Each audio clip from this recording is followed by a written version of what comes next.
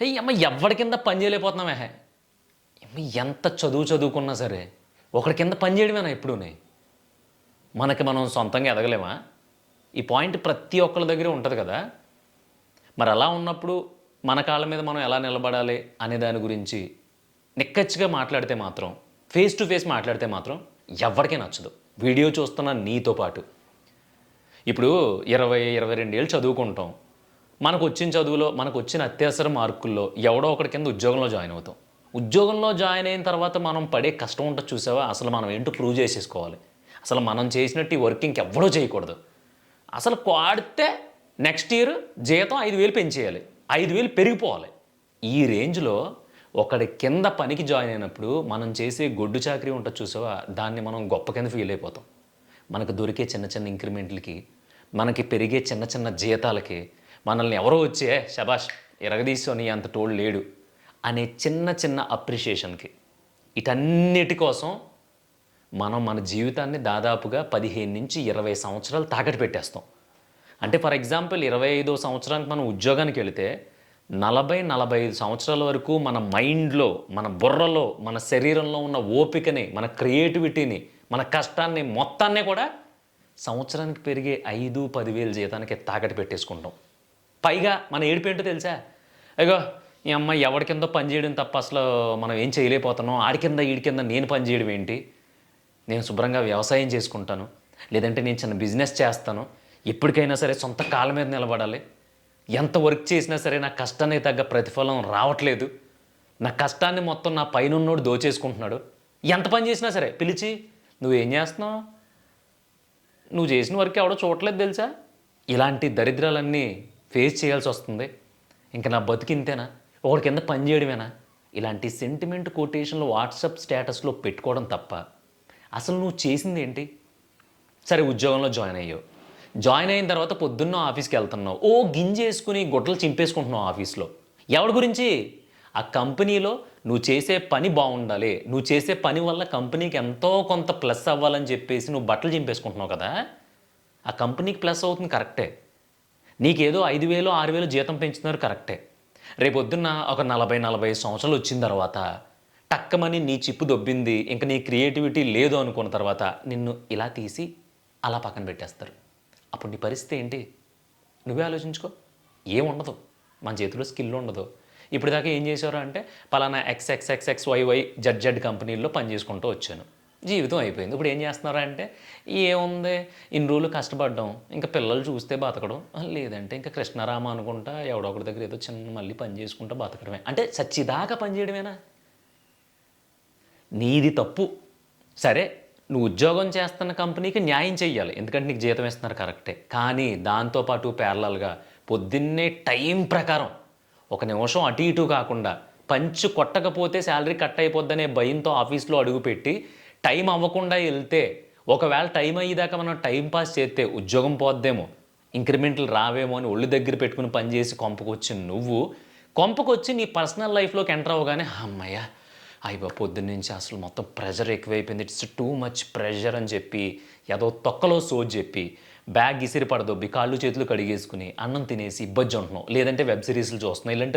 లేదంటే రెండు సిగరెట్లు కాలుస్తున్నావు లేదంటే ఎవరితోనో ఒప్పర్ మీటింగ్ అయిపోయింది నీ జీవితం అంతే అంటే నువ్వు ఎవరికో పని చేసేసో అది నీ కూల్ ఇస్తున్నాడు వచ్చావు కొంపలో పడుకున్నావు అక్కడితో నీ కథ అయిపోయింది అందుకే నువ్వు అక్కడే ఉన్నావు అందుకే ఇప్పటికీ నువ్వు ఒకటి కింద పని చేస్తున్నావు ఇది కాకుండా 6:30 తర్వాత ఆఫీస్లోంచి నువ్వు బయటకు అడుగు పెట్టిన తర్వాత నీకంటూ ఒక స్కిల్ క్రియేట్ చేసుకోగలిగితే నీకంటూ ఒకటి నేర్చుకోగలిగితే నీకు ఏదైతే ఇష్టమో దానికోసం కష్టపడగలిగితే నువ్వు ఉద్యోగం మొదలుపెట్టిన తర్వాత ఒక 6-7 సంవత్సరాల తర్వాత హ్యాపీగా బయటకు వచ్చేసి నీ పని నువ్వు చేసుకోవచ్చు నీ కొంపలో కూర్చుని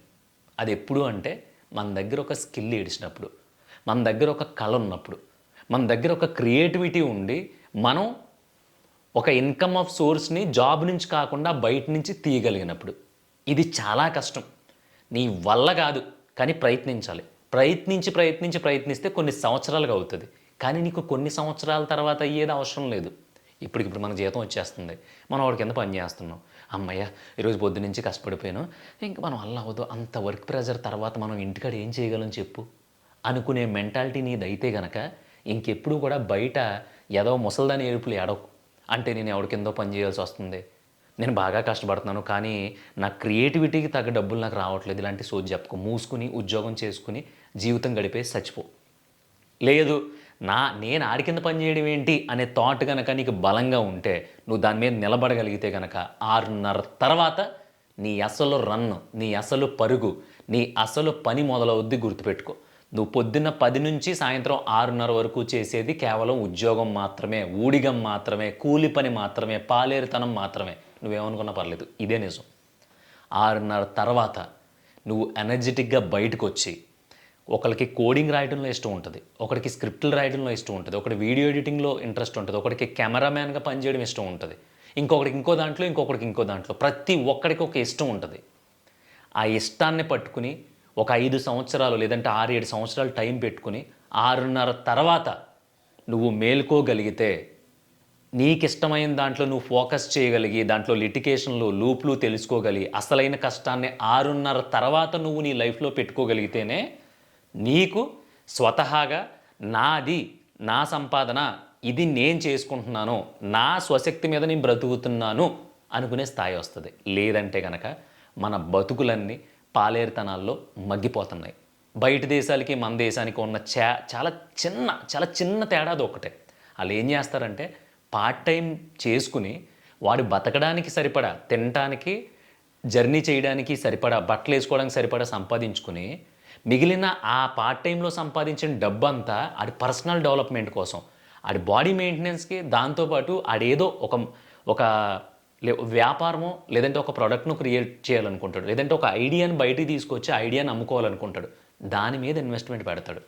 మరి నువ్వు నేను వచ్చిన జీతంలో 85% ఏమో ఈఎంఐలకు కట్టేస్తున్నాం, ఇంకో 15%లో మన జల్సాలు, మన రూమ్ రెంట్లు, మన బతుకులు సరిపోతున్నాయి. ఇంకా నువ్వు అనుకున్న ప్రోడక్ట్ని బయటికి తీయడానికి పెట్టుబడి ఎక్కడి నుంచి పెట్టాలి? లేవు డబ్బులు.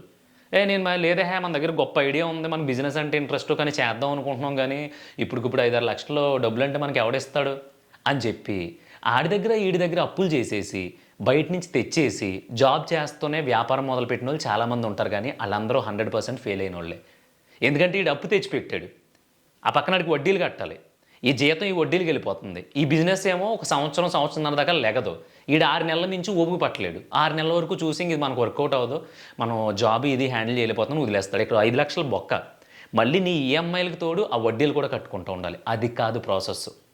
మూసుకుని నువ్వు ఇప్పుడు 15,000 సంపాదిస్తూ ఉంటే 5,000 ఖర్చు పెట్టుకో, ఆ 10,000 పక్కన పెట్టు, ఒక 2 సంవత్సరాలు కష్టపడు. ఎంత అవుద్ది? 2 లక్షల పైనే అవుద్ది. ఆ 2 లక్షలు పెట్టి ఒబ్బడిగా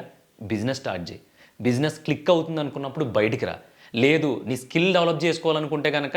15,000లో 5,000తోనే బ్రతుకు. ఇంకో 10,000 నువ్వు ఏదైతే ఇష్టపడుతున్నావో ఆ స్కిల్ నేర్చుకోవడానికి కోచింగ్ తీసుకుంటావా, లేదంటే ఎవరికైనా ఇచ్చి అది నేర్చుకుంటావా, నీ ఇష్టం. అదంతా నీ స్కిల్ పెంచుకోవడం మీద పెట్టుబడిగా పెట్టుకో. అప్పుడు మాత్రమే నువ్వు ఒకడి కింద పని చేయకుండా బ్రతకగలవు.